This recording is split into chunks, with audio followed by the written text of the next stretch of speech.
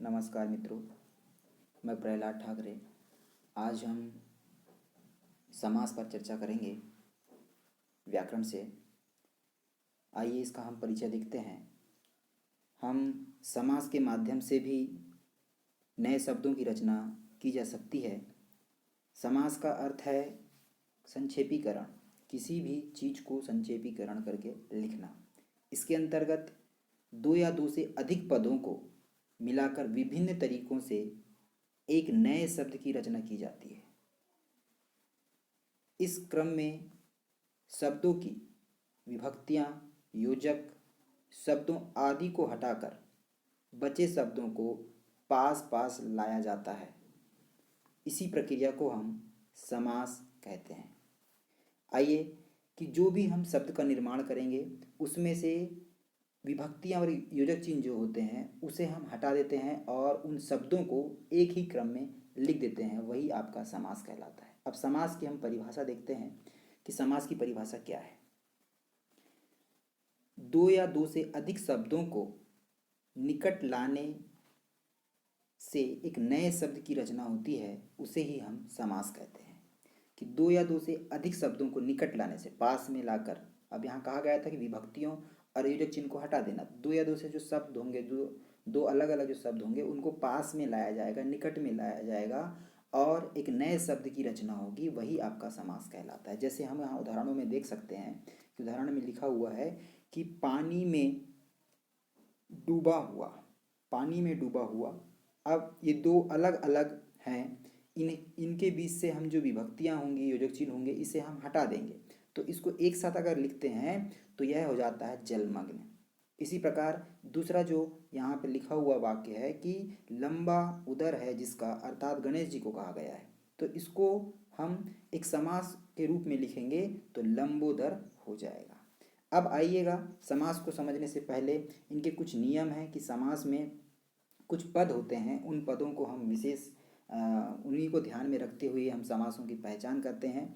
आइए उन समासों के पदों को पहचानते हैं कि पूर्व पद एवं उत्तर पद। समास में हमें यह देखने को मिलेगा कि पूर्व पद होगा और उत्तर पद होगा। अब पूर्व पद क्या होता है कि समास की जब भी रचना होती है तो उनमें दो पद होते हैं, एक तो आपका पूर्व पद होता है और दूसरा एक उत्तर पद होता है। तो जो जो पूर्व पद होता है वो उस पद का, उस समास का पहला वाला जो पद होगा वह उसका पूर्व पद कहलाता है, और उसी समास की रचना का जो पद है उसका जो दूसरा वाला पद होगा उसे हम उत्तर पद कहते हैं। उसके बाद वाला जो पद है उसको हम उत्तर पद कहते हैं। अब इसमें कुछ चीज़ें और पहचाननी है कि समस्त पद क्या होता है, कि समस्त पद हम किसे कहते हैं। कि समास प्रक्रिया में बने नए शब्द को समस्त पद कहते हैं।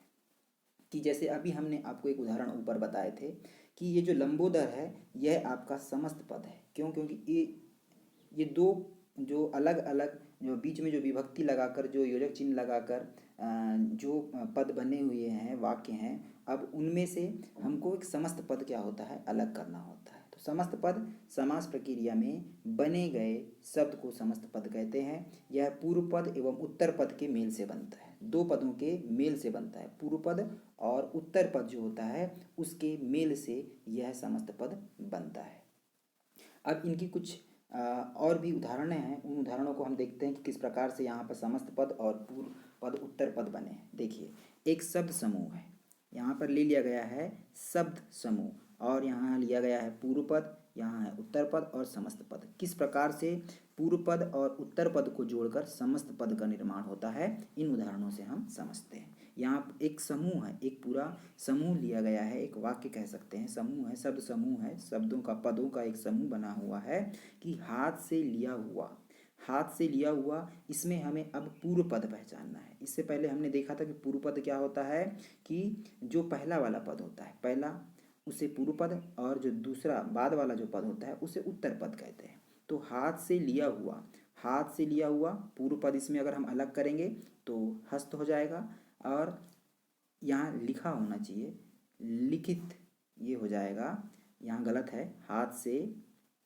लिया हुआ जो लिखा है ये है हाथ से लिखा हुआ होना चाहिए, ठीक है। तो ये आप इसको लिखा कर लीजिए, ये थोड़ा गलत हो गया है, तो ये लिखा हो जाएगा। तो इसका जो समस्त पद बनेगा वह बन जाएगा आपका हस्तलिखित। तो इस प्रकार से हम इसको जोड़कर समस्त पद बनाते हैं। अब देखते हैं दूसरा यहाँ जो शब्द समूह है कि रसोई के लिए घर। घर रसोई के लिए पूर्व पद इसमें अगर हम देखें तो रसोई हो जाएगा और जो घर है वह आपका उत्तर पद है। तो इस प्रकार से इसका समस्त पद हो जाएगा रसोई घर। अगला उदाहरण है नीला है जो गगन। अब पूर्व पद नीला, गगन आपका उत्तर पद और इसका समस्त पद हो जाएगा नील गगन। इस प्रकार से समस्त पद और पूर्व पद उत्तर पद के बाद समस्त पद कैसे निर्मित होता है, कैसे बनता है, वह हम देख रहे हैं। अब है 5 वटों का समूह पंचवटी। 5 वटों का समूह पंचवटी, पंचवटी। तो इस प्रकार से यह भी समस्त पद हुआ। मृत्यु तक। अब आमरण, जब तक, आमरण मृत्यु तक। तो ये इसके पद हमने अलग अलग कर लिए, पूर्व पद और उत्तर पद। इस प्रकार से इसमें हम शब्द के समूह के माध्यम से पूर्व पद अलग किए, तो उत्तर पद और उसका समस्त पद क्या होता है इसे हमने समझा। अब आगे देखते हैं कि समास विग्रह कैसे होगा। अब समास विग्रह करने के लिए हमें कुछ चीज़ों को ध्यान में रखना होगा। क्या कि समस्त पद के पदों को पहले जैसी दशा में लाना समास विग्रह कहलाता है। कि समस्त जो पद हैं उसको पहली की जैसी दशा में लाना ही समास विग्रह कहलाता है। ये जो समस्त पद हैं इसको पहली जैसी दशा में लाना, तो ये पहली जैसी दशा मतलब विग्रह में लाना ही आपका समास विग्रह कहलाता है। इस प्रकार से इसमें है।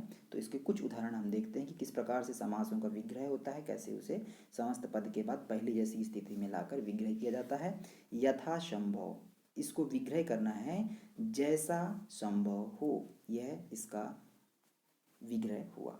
समस्त पद है ये समस्त पद है, इसका हमने विग्रह किया। अब है प्रत्यक्ष। आँखों के सामने, प्रत्यक्ष मतलब किसी चीज़ को विग्रह कर दिया गया कि कैसे हुआ। प्रत्यक्ष मतलब आँखों के सामने हमने उस चीज़ को देखा है। माखन चोर, माखन को चुराने वाला कौन है? माखन चोर किसको कहा गया है पता है? श्री कृष्ण को, कि माखन को चुराने वाला। देशभक्त, देश का भक्त, विग्रह किया जा रहा है। यहाँ पर विभक्तियाँ योजक चिन्ह का प्रयोग किया जा रहा है। कहीं कहीं पे आप देख सकते हैं कि विभक्तियाँ योजक चिन्हों का प्रयोग होगा विग्रह के समय में। नल, नील, नल और नील, तो इस प्रकार से इसका विग्रह कर दिया गया। यहाँ पे आपका विभक्ति योजक चिन्ह लगा दी गई है। इस प्रकार से हम समास को विग्रह करते हैं। अब देखते हैं कि समास के जो प्रकार हैं उनके बारे में हम वर्णन करेंगे कि समास के जो भेद हैं वह हैं आपके 6 प्रकार के भेद हैं। 6 इन भेदों को हम देखेंगे, प्रत्येक भेदों के बारे में हम समझेंगे। आइए 6 भेद कौन कौन से हैं आप देखिएगा। अव्ययी भाव समास, तत्पुरुष समास, द्वंद्व समास, कर्मधारय समास, द्विगु समास, बहुव्रीहि समास। यह आपके 6 प्रकार के समास हैं। समास के जो प्रकार हैं वह 6 प्रकार के होते हैं। आइए क्रम से प्रत्येक समास को हम समझते हैं। इसमें सबसे पहले लिया गया है अव्ययी भाव समास। अव्ययी भाव समास जो होता है वह क्या होता है उसकी हम परिभाषा के सहित समझते हैं। इनके कुछ उदाहरण भी हम देखेंगे। जिस समास में पहला पद प्रधान होता है। पहला पद आपको बताया गया है कि किस प्रकार से समस्त पद में से पहला पद कौन सा है और दूसरा पद कौन सा है, हम उसको समझ पाएंगे। कि जिस समास में पहला पद प्रधान होता है और दूसरा पद गौण होता है उसे ही हम अव्ययी भाव समास कहते हैं। अब इस समास में पूर्व पद अव्यय तथा उत्तर पद संज्ञा या विशेषण होता है। इस समास में अव्ययी भाव समास में याद रखिएगा कि पूर्व जो पद होगा मतलब पहला जो पद होगा वह आपका अव्यय होगा जिसे हम अविकारी भी कहते हैं, तथा उत्तर पद जो होगा वह संज्ञा या विशेषण होगा। तो पूर्व पद मतलब जो पहला पद है वह क्या होगा आपका अव्यय होगा, और दूसरा पद जो है वह जो उत्तर पद जिसे हम कहते हैं, यहाँ देख सकते हैं आजीवन में दूसरा पद जीवन जो है इसमें क्या कहा गया है कि संज्ञा या विशेषण होगा। तो आइए अब हम उदाहरणों के माध्यम से समझते हैं कि कैसे यहाँ पर पहला पद आपका अव्यय होता है और दूसरा पद जो है वह संज्ञा या विशेषण होता है। तो इसमें पहले उदाहरण हम देखेंगे यहाँ पर कि इसको अलग अलग कर दिया गया है। ये समस्त पद है, हम अजीवन है, आ जो है वो अव्यय है और जीवन जो है वह संज्ञा है। तो इस प्रकार से ये जो समस्त पद है आजीवन हुआ। तो यहाँ जो कहा गया है पहला पद अव्यय और दूसरा पद संज्ञा हुआ। तो इसी प्रकार दूसरा उदाहरण देख सकते हैं, यहाँ समस्त पद आप देख लीजिएगा कि प्रत्येक जो लिखा हुआ है इसमें प्रति अव्यय हो गया और एक जो है विशेषण में आ जाता है, संख्यावाचक विशेषण के अंतर्गत आता है। तो इस प्रकार से हम अव्ययभाव समास को समझ सकते हैं कि इसमें जो पूर्व पद होता है जिसे अविकारी या अव्यय कहते हैं, उत्तर पद में क्या होता है, संज्ञा या विशेषण होता है। इस प्रकार से यह आपका अव्ययभाव। इसके और भी कुछ उदाहरण हैं, अन्य उदाहरण आप देख सकते हैं कि समस्त पद और इसका विग्रह कर दिया गया है। अनजाने, अब जो है यहाँ समस्त पद है अनजाने और इसका विग्रह जब हम कर रहे हैं उस समास का, तो क्या हो गया, बिना जाने, अनजाने बिना जाने, अन चिन्ह, अब बिना चिन्हे, अजन्मा मतलब बिना जन्मे, अमरण मरण तक, आजीवन जीवन भर। तो ये इसका विग्रह है।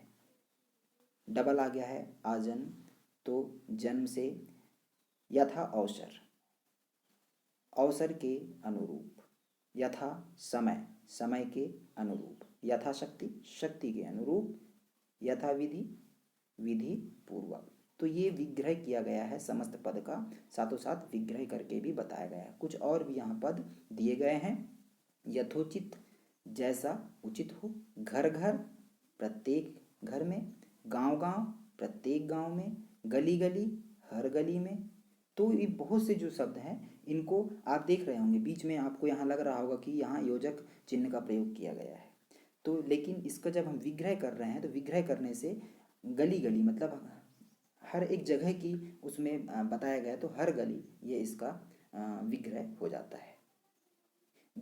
बेखटके बिना खटके के, निसंदेश बिना काम के, प्रत्यक्ष आँखों के सामने, भरपेट पेट भर, प्रतिदिन हर दिन, प्रतिवर्ष हर साल। तो इस प्रकार से यह हमारा विग्रह किया गया है अव्ययभाव समास का। अब आइएगा हम समझते हैं दूसरा जो प्रकार है समास का, वह है तत्पुरुष समास। तत्पुरुष समास की परिभाषा क्या होती है उसे हम समझते हैं कि जिस समास का उत्तर पद प्रधान तथा पूर्व पद गौण होता है उसे तत्पुरुष समास कहते हैं।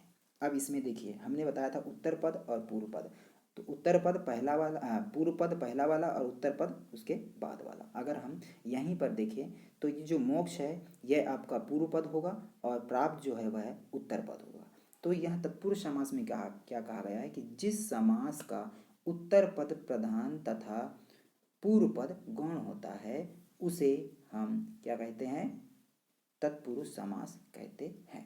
आइए अब इन उदाहरणों के माध्यम से हम समझते हैं कि मोक्ष प्राप्त, मोक्ष को प्राप्त, यह आपका तत्पुरुष समास है। बिहारी रचित, बिहारी द्वारा रचित, बिहारी के द्वारा रचित। अब यहाँ जो बीच में जो प्रयोग किए गए हैं ये सब आपको विभक्ति देखने को मिलेंगे। ये क्या है, विभक्ति है। रणभूमि, रण की भूमि।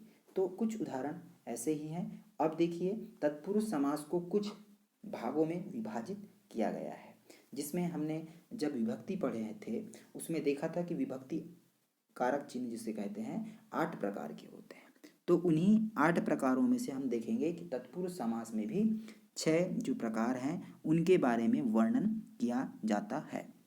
एक चीज़ मैं आपको बता दूं कि तत्पुरुष समास को जब भी 6 इसके प्रकारों की चर्चा होगी तो जिस प्रकार से कारक 8 होते हैं तो इसमें कारक के जो पहला वाला है आपका कर्ता और अंतिम वाला जो है संबोधन, इन दोनों को हटा देने से, कर्ता जो कर्ता है उसे और जो संबोधन है उसे, मतलब पहला और अंतिम 8वां वाला हटा देने से बाकी के जो 6 बचते हैं वह पूरे आपके तत्पुरुष समास के अंतर्गत आते हैं। देखिए यहाँ पर जो पहला लिखा हुआ है क नंबर, इसमें लिया गया है कर्म तत्पुरुष समास। तो कर्ता पहले था कर्म के, परंतु कर्ता को हटा दिया गया है। तो याद रखने के लिए मैं बता रहा हूँ कि 6 भेद हैं इसके।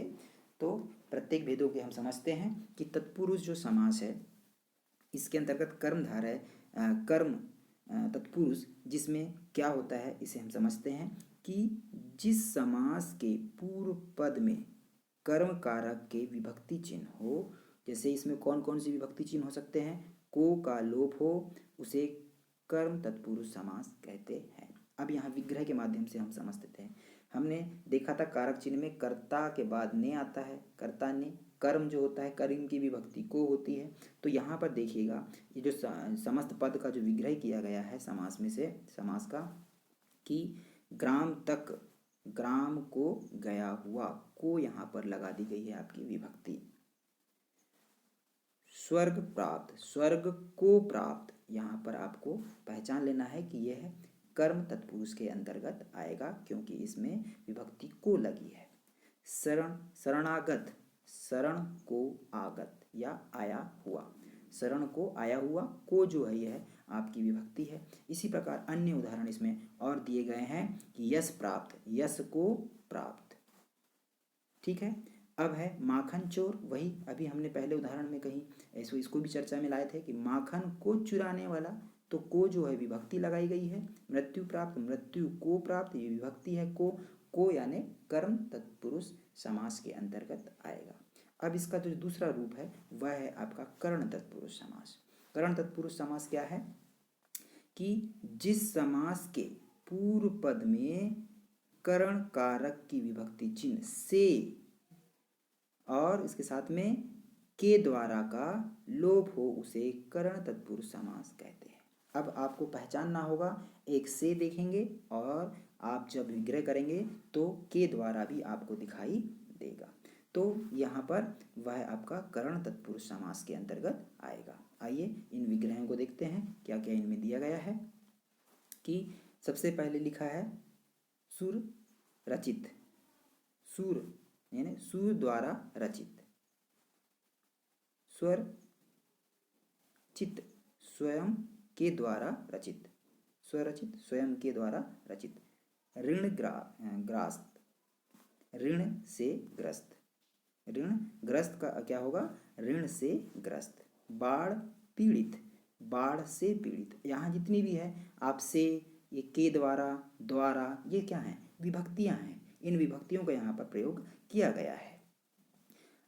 अकाल पीड़ित, अकाल पीड़ित, अकाल से पीड़ित, तो ये भी विभक्ति का यहाँ प्रयोग किया गया है। कौन सी विभक्ति का, करण, करण विभक्ति का। अभी हमने देखा था करण तत्पुरुष समास है, इसकी विभक्ति यहाँ पर से का प्रयोग किया गया है। आगे और भी उदाहरण है, इन उदाहरणों को हम देखते हैं। कि शोकाकुल, शोक से आकुल, से विभक्ति लगा दी गई है। वैसे ही कष्ट साध्य, इसमें भी से विभक्ति लगा दी गई है, कष्ट से साध्य है। भय त्रस्त यानी भय से त्रस्त, यह भी आपकी विभक्ति से लगी है। तो इस प्रकार से हम कर्ण तत्पुरुष समास को समझ सकते हैं। यह अन्य उदाहरण आपके सामने है।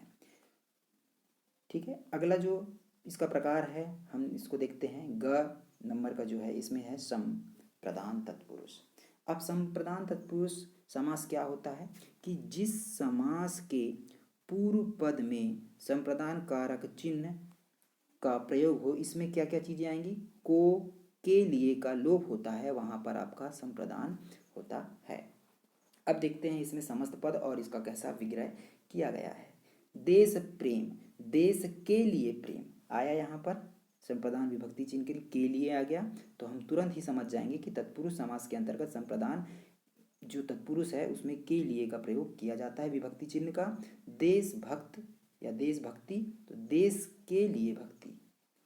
गौशाला, गायों के लिए शाला। अब आगे है रणभूमि, रण के लिए भूमि। राह खर्च, राह के लिए खर्च। रसोई घर, रसोई के लिए घर। प्रयोगशाला, प्रयोग के लिए शाला। तो ऐसे और भी यहाँ अन्य उदाहरण आप देख सकते हैं। जंतुशाला, जंतुओं के लिए शाला। सत्याग्रह, सत्य के लिए आग्रह है। तो इस प्रकार से यहाँ पर जो विभक्ति का प्रयोग हुआ है, के लिए विभक्ति का यहाँ पर प्रयोग किया गया है, इसलिए यह आपका संप्रदान तत्पुरुष समास के अंतर्गत आता है। और भी उदाहरण आपके यहाँ दिए गए हैं। अब हम अगला जो प्रकार है वह है आपका अपादान तत्पुरुष समास। अपादान तत्पुरुष समास होता क्या है कि जिस समास के पूर्व पद में अपादान कारक के विभक्ति चिन्ह से अलग, मतलब जो भी अपादान के अंतर्गत आएगा उसमें विभक्ति चिन्ह क्या होगी, से अलग, अलग मतलब उससे अलग होना, अपादान अलग के लिए प्रयोग किया गया है, तो यहाँ उसका अगर लोप होता है वहाँ अपादान तत्पुरुष समास होगा। तो पूर्व पद में अपादान कारक विभक्ति चिन्ह जो लगेगी वो से जो होगा, लेकिन हमें विग्रह करते समय यह देखना पड़ेगा कि वह उससे अलग हो रहा है। तो देखते हैं किस प्रकार से इन उदाहरणों के माध्यम से यहाँ पर हमें अभी समझ में आ जाएगा। समस्त पद और विग्रह यहाँ जो दिया गया है इनके माध्यम से हम देखते हैं। पदच्युत, पद के लिए च्युत यानी गिरा हुआ। रोग मुक्त, रोग से मुक्त। धर्म भ्रष्ट, धर्म से भ्रष्ट मतलब अलग हो गया, धर्म है उससे भ्रष्ट हो गया, मतलब अलगता को बता रहा है, मतलब अपादान को बता रहा है। धनहीन, धन से हीन, इस प्रकार से यहाँ धन से हीन हो गया है, अलग हो चुका है, से विभक्ति का प्रयोग किया गया है, इसलिए यह भी क्या होगा आपका अपादान तत्पुरुष समास के अंतर्गत आएगा। बहुत और भी उदाहरण है, आप यहाँ देख सकते हैं। उन उदाहरणों को आप अपनी कॉपी में नोट भी कर सकते हैं। बहुत सारे उदाहरण आपके लिए लिए गए हैं ताकि आप इन उदाहरणों के माध्यम से और अधिक जानकारी प्राप्त कर सकें। तो यहाँ देख सकते हैं बहुत सारे उदाहरण लिखे हैं, जैसे बलहीन, बल से हीन मतलब बल से क्या है, हीन है, अलग अपादान का प्रयोग यहाँ पर किया गया है। तो इन सारे उदाहरणों को आप अपनी कॉपी में नोट करिएगा। अगला जो आपका प्रकार है तत्पुरुष समास का, उसे हम देखते हैं क्या है कि संबंध, जो संबंध तत्पुरुष समास, जिस समास के पूर्व पद में संबंध कारक के विभक्ति चिन्ह का, अब यहाँ पर का, की, के, रा, री, रे का लोप अगर होता है, ये चीज अगर आपको दिखाई देती है या लोप होता है, तो वहां पर क्या होगा आपका संबंध तत्पुरुष समास होता है। आइए इनके कुछ उदाहरणों को देखते हैं। देशभक्त, देश का भक्त। नरपति, नर यानी लोगों का पति। दलपति, दल समूह का पति, यहाँ का आया है, ये का जो है विभक्ति है, कारक चिन्हों का यहाँ पर प्रयोग किया गया है। राजपुत्र, राजा का पुत्र। सेना नायक, सेना का नायक, इस प्रकार से हम देखिएगा। और भी इसमें उदाहरण है। राजपथ, राजा का पथ। मानव धर्म, मानव का धर्म। जल प्रवाह, जल का प्रवाह। भारतवासी, भारत का वासी। स्वाधीन, स्व मतलब अपने, के लिए, के अधीन। तो यह उदाहरण है। और भी आगे इसमें लिखा हुआ है। घुड़दौड़ यानी घोड़ों की दौड़। तो ये जो उदाहरण है, इन सारे उदाहरणों को आप देख सकते हैं कि प्रत्येक उदाहरणों में आपको यहाँ विभक्ति जो प्रयोग किया गया है वह संबंध को जोड़ने के लिए यहाँ पर प्रयोग किया गया है। इस प्रकार से जितने भी उदाहरण हैं यह आपके क्या होंगे, यह सब आपके संबंध तत्पुरुष समास के अंतर्गत आएंगे। उन संबंध तत्पुरुष समास के अंतर्गत आप देखेंगे कि जो पूर्व पद में जो संबंध बताया गया है विभक्ति में, उसका विभक्ति चिन्ह का जो प्रयोग किया गया है वहाँ का, के, की, रा, रे, री का प्रयोग आपको देखने को मिलेगा। इस प्रकार से यह इसके संबंध तत्पुरुष समास के अंतर्गत आता है। अब अगला हम देखते हैं अधिकरण तत्पुरुष समास। अधिकरण तत्पुरुष समास क्या होता है? अधिकरण तत्पुरुष समास की जहाँ पर अधिकरण की जो विभक्ति होती है वह क्या होती है, अधिकरण में पर। अक्सर देखिएगा आप कारक चिन्ह जब पढ़े हैं तब भी आपने विभक्ति और उनके चिन्हों को पढ़ा है, कारक चिन्हों को पढ़ा है। तो में और पर का यहाँ पर लोप होगा, वह अधिकरण तत्पुरुष समास कहलाएगा। अब इसके हम कुछ उदाहरण देखते हैं। घुड़सवार, घुड़सवार घोड़े पर सवार, पर जो है ये विभक्ति लगी है, आपका अधिकरण की विभक्ति लगी, इसलिए यह क्या है, तत्पुरुष समास के अंतर्गत आपका आएगा। जलमग्न, जल में मग्न, जल में मग्न, यह भी आपकी कौन सी विभक्ति लग गई, में विभक्ति लगी है, अधिकरण के अंतर्गत आएगा। वनवास, वन में वास, वन में वास करने वाला, वन में रहने वाला। कर्मवीर, कर्म में वीर है। इस प्रकार से हम इसमें देख सकते हैं जो विभक्ति चिन्हों का प्रयोग किया गया है वो में और यहाँ पर विभक्ति चिन्ह का प्रयोग किया गया है। और भी इसमें बहुत सारे उदाहरण हैं, आप इन उदाहरणों को भी देख सकते हैं। शोक मग्न, शोक में मग्न। इस प्रकार से और भी जो उदाहरण है, इन उदाहरणों के माध्यम से आप इसे समझ सकते हैं। इस प्रकार से यह तत्पुरुष समास के 6 जो भेद थे उन भेदों को विभक्तियों के माध्यम से हमने देखा। आइए अब इसका जो तीसरा प्रकार है वह है द्वंद्व समास। आखिर द्वंद्व समास होता क्या है, इसे हम समझते हैं कि जिस समास में ना पूर्व पद प्रधान होता है और ना उत्तर पद प्रधान होता है, बल्कि दोनों पद समान होते हैं। इसमें जो पूर्व पद होगा मतलब जो पहला वाला पद और उत्तर वाला पद मतलब उसके बाद वाला पद दोनों पद की जो बात की गई है, बल्कि दोनों पद क्या होते हैं इसमें समान होते हैं। तो जिस पद में ना पहला वाला पद की बात की गई है प्रधान होता है और ना ही दूसरा होता है, लेकिन यह दोनों पद क्या होते हैं प्रधान होते हैं, वहां पर आपका द्वंद्व समास होता है। इस समास में दो शब्दों के निकट या आप देख सकते हैं जब भी कोई भी ऐसे शब्द आएंगे जहाँ पूर्व पद और उत्तर पद की जहाँ पर दोनों पद समान होते हैं, उसमें आप देखेंगे कि योजक चिन्ह जिसे हम समुच्चय बोधक भी कहते हैं, ठीक है, उस चिन्ह का यहाँ पर प्रयोग किया जाता है। आइए उदाहरणों के माध्यम से हम देखते हैं कि किस प्रकार से यहाँ पर उनका प्रयोग किया गया। जैसे राजा रंग, राजा और रंग और जो है यह क्या है योजक चिन्ह जिसे समुच्चय बोधक भी कहा जाता है। नर नारी, नर और नारी, मान सम्मान, मान और सम्मान, यश अपयश, यश और अपयश, बीच में क्या कर दिया जा रहा है योजक चिन्ह समुच्चय बोधक चिन्ह का प्रयोग कर दिया जा रहा है। इस प्रकार से यह आपके द्वंद्व समास के अंतर्गत आ रहा है। जितने भी आप उदाहरण देखेंगे उसके मध्य में योजक चिन्हों का प्रयोग आपको देखने को मिलेगा। जैसे यहाँ पे देख सकते हैं दाल रोटी, दाल और रोटी, सीताराम, सीता और राम, राधा कृष्ण, राधा और कृष्ण, आना जाना, जाना आना और जाना, जीवन मरण, जीवन और मरण। इस प्रकार से यह उदाहरण आप देख सकते हैं। यह सभी उदाहरण आपके द्वंद्व समास के अंतर्गत आएंगे। बहुत सारे उदाहरण आपके सामने हैं, इन उदाहरणों को आप देख सकते हैं। अगला जो है वह है कर्मधारय समास।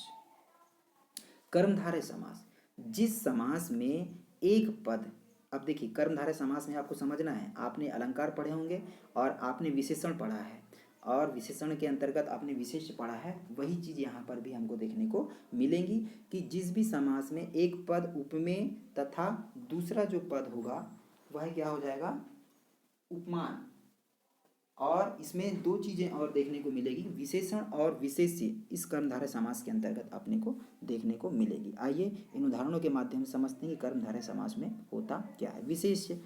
विशेषण और विशेष्य से कुछ यहाँ उदाहरण दिए गए हैं, हम इन उदाहरणों को देखते हैं कि समस्त पद और विग्रह किया गया है। महादेव, महान है जो देव, यहाँ पर विशेषता विशेषण की विशेषता बताई जा रही है इसलिए वह विशेष हो गया।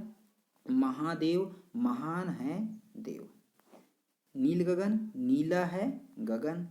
इस प्रकार से हम इसको देख सकते हैं, यह आपका क्या में आएगा कर्मधारय समास के अंतर्गत आएगा। श्वेत कमल, श्वेत है कमल। पीतांबर, पीला है अंबर वस्त्र। महाराज, महान है जो राजा, महाराज हो गया। तो इस प्रकार से ये जो सारे जो उदाहरण हैं इनमें आप देख सकते हैं कि यहाँ प्रयोग किस चीज़ का किया गया है। अगले और भी उदाहरण है उनको हम देखेंगे। काली मिर्च, काली है मिर्च। नीलांबर, नीला है अंबर, आकाश की बात कर रहे हैं हम। प्रधानाचार्य, प्रधान है आचार्य। महात्मा, महान है जो आत्मा। तो यहाँ पर जो क्या किया गया है विशेषण और विशेष्य का प्रयोग यहाँ पर किया गया है, इसलिए ये सब क्या हैं आपके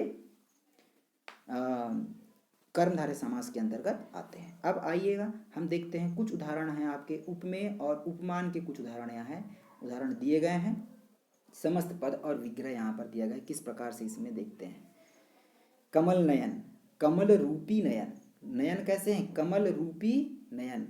नयन जो है वह उपमेय के साथ में उपमान की यहाँ पर बताएगी, जो नयन है वह कमल रूपी हैं, तो यहाँ पर बता दिया गया है। घनश्याम, घन के समान श्याम, घन के श्याम, श्याम श्याम कैसे हैं घन के समान। तो यहाँ पर भी उपमेय और उपमान की यहाँ पर चर्चा की गई है, इसलिए कर्मधारय समास के अंतर्गत आएगा। और भी उदाहरण आपको यहाँ देख सकते हैं, सभी उदाहरणों में आपको कर्मधारय समास दिखाई देगा। आइए इन उदाहरणों को अपनी कॉपी में आप नोट करते जाइएगा। ये उदाहरण आपके लिए ही अधिक उदाहरण बनाए गए हैं ताकि आप इसको और अच्छे तरीके से समझ सके। कर्मधारय समास में आप उपमेय और उपमान के कुछ उदाहरण देख सकते हैं। अलंकारों में भी हम इन चीज़ों को पढ़े हैं।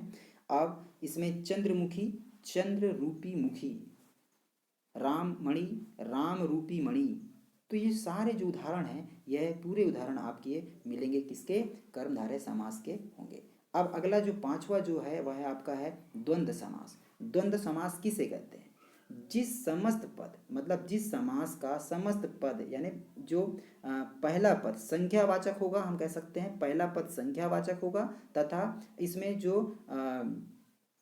इसे हम क्या कहेंगे, द्विगु समास कहेंगे। तो पहला जो पद होगा वह संख्यावाचक होगा। इस पे हम देख सकते हैं कि पहला जो पद आएगा वह संख्यावाचक आएगा, वही आपका द्विगु समास होगा। द्विगु समास में एक चीज़ याद रखना है कि यहाँ संख्याओं के बारे में चर्चा होगी, और इसमें जो पहला पद होगा वह आपका संख्यावाचक होगा। आइए इनके कुछ उदाहरणों से हम समझते हैं समस्त पद और विग्रह। अब इसके जो समस्त पद और विग्रह है इसके बारे में हम देखते हैं। तो इसमें जो भी चीज़ें आएंगी आप देख सकते हैं, यहाँ पर जो भी विग्रह हुए हैं, यहाँ पे 2 आया है, यहाँ पे 3 आया है, यहाँ पे भी 3 आया है, मतलब यहाँ पर जो संख्याओं का जो अधिकतर आप बोध देख रहे हैं, आप देख सकते हैं त्रिभुज है, त्रिलोचन है, चतुर्भुज है, मतलब ऐसे अगर आपको शब्द दिखे तो ये आपको किस द्वंद्व द्विगु समास के अंतर्गत लगाना है। अब देख सकते हैं, इनको हम देख सकते हैं कि किस प्रकार से इनमें मतलब इन शब्दों का प्रयोग हुआ है द्विगु समास में। आप देखो त्रिभुज यानी 3 भुजाओं का समूह, 3 भुजाओं का समूह है, संख्याओं का बारे में यहाँ पर बताया गया है, इसलिए यह आपका द्विगु समास होगा।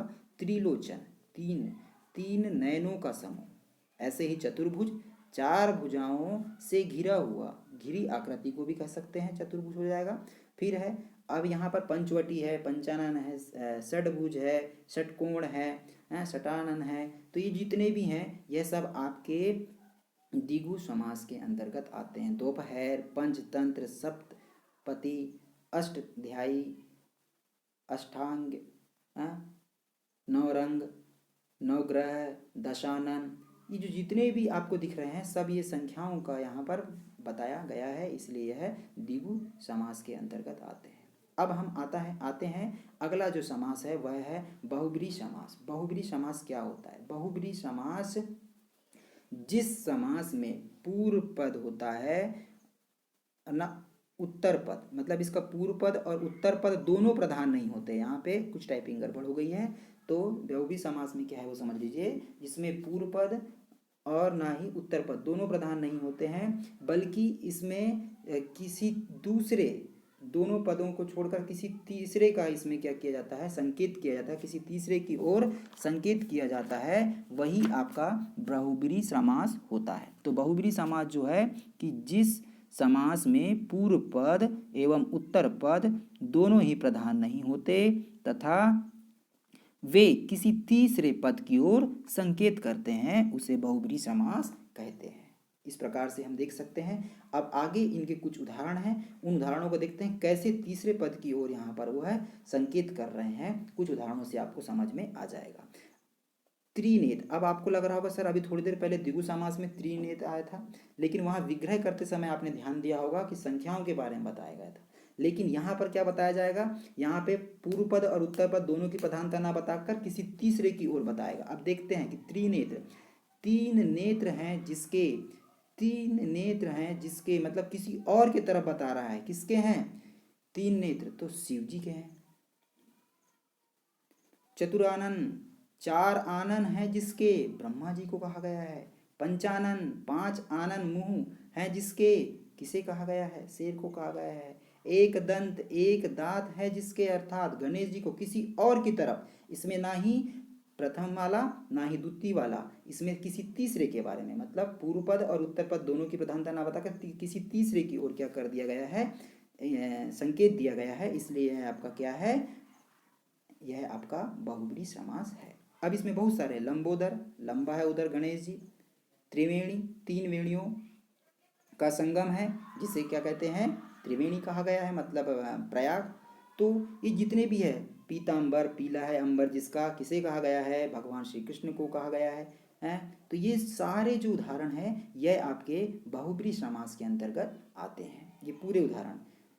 तो ये उदाहरण है, आप इन उदाहरणों को, बाकी उदाहरणों को आप नोट कर सकते हैं अपनी कॉपी में और देख सकते हैं कि किस प्रकार से इसमें पूर्व पद और उत्तर पद की प्रधानता ना होकर किसी तीसरे पद की ओर संकेत किया है। और उनके तीसरे पद में आप देख सकते हैं अंतिम में बताया ही गया है कि पूर्व पद और उत्तर पद के बारे में ना बताकर तीसरे पद की यहाँ पर की ओर संकेत किया गया है। जैसे चंद्रशेखर, चंद्रमा है, शिखर शीश पर, जिसे हम क्या कहते हैं, शिव जी को कहते हैं। नीलकंठ, नीला है जिसका कंठ, जिसका अर्थात किसे है, किसे, शिव जी को ही कहा गया है। तो इस प्रकार से जो तमाम जो उदाहरण है यह आपके बहुब्रीहि समास के अंतर्गत आते हैं। इस प्रकार से जो समास के 6 प्रकार हैं, इन 6 प्रकारों की हमने परिभाषा देखा, इनके उदाहरणों के माध्यम से सब देखा। इसमें बहुत सारे ऐसे उदाहरण लिए गए थे जो अधिक उदाहरण थे, जिसको हमने बीच में चर्चा में नहीं लाए, तो आप प्लीज़ उसे अपनी कॉपी में नोट कर सकते हैं, ताकि आपको समझने के लिए